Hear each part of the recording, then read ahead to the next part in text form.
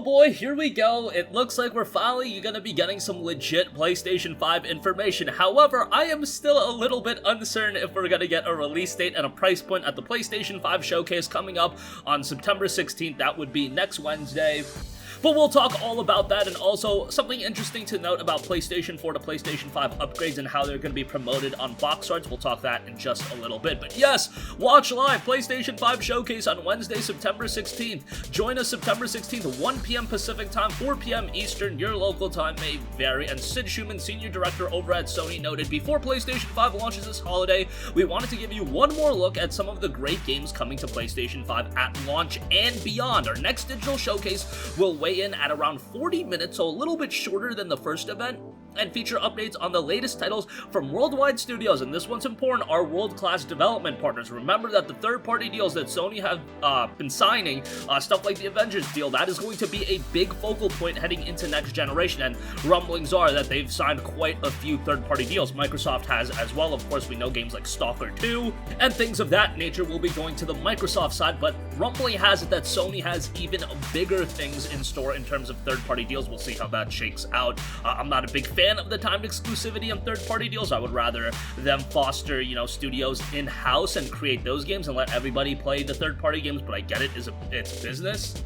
And I understand why they're doing it. It just kind of sucks for the consumer. This doesn't benefit the consumer at all. Nevertheless, let's not get too negative. Tune in live on Twitch or YouTube this Wednesday, September 16th at 1 p.m. Pacific Time, 9 p.m. BST, 10 p.m. CEST to see what's next for PS5.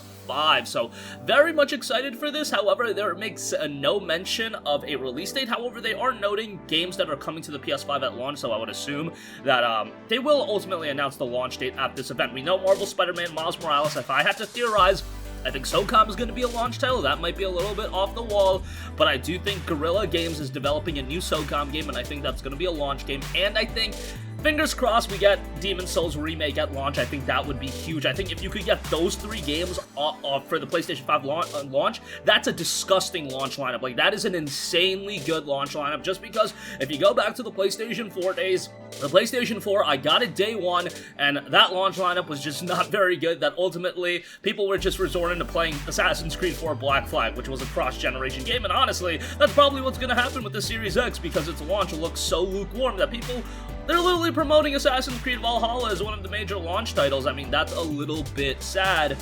But hey, I'm not here to crap on them. I've been very complimentary towards Microsoft, but at the end of the day, this is kind of what you reap. You reap what you sow when you only have committed to one major franchise over the last few years, and really, they've committed to 3 major franchises, Halo, Forza, and Gears, but yeah, when one of them is supposed to be your big launch title and development isn't going swimmingly and it gets delayed, that is an absolutely crushing blow. If PlayStation 5, let's say, Spider-Man gets delayed or something like that, I'm confident that they're still going to have a solid launch lineup. Maybe that's me being a little bit too optimistic. We'll see how that turns out. I am a little bit nicer as far as delays are concerned because we are in this pandemic era, but it's for the console launch, and that just hurts them tremendously. Like, that is a gigantic blow to Microsoft. Nevertheless, as far as PlayStation 5 goes, I think we're in for a really good event for 40 minutes. I imagine that we're going to get a lengthy Spider-Man demo. I imagine we're going to see gameplay of Demon's Souls. I imagine that game's pretty far along, given that I believe it started development all the way back in early 2017, so it's probably come along quite nicely. And then SOCOM is something, it might be a little bit off the wall. A lot of you guys might not think it's coming. I think it's coming, and I think people are going to be really excited for that. And I think it is imperative that Sony establishes a high-quality multiplayer experience, because guess what? That is where they lack strongly. You don't need a ton of multiplayer games, but just give me that one great multiplayer experience, because we didn't really get anything last generation. Killzone Shadowfall was not very good. Drawn to Death, was everybody on Drawn to Death? I think not.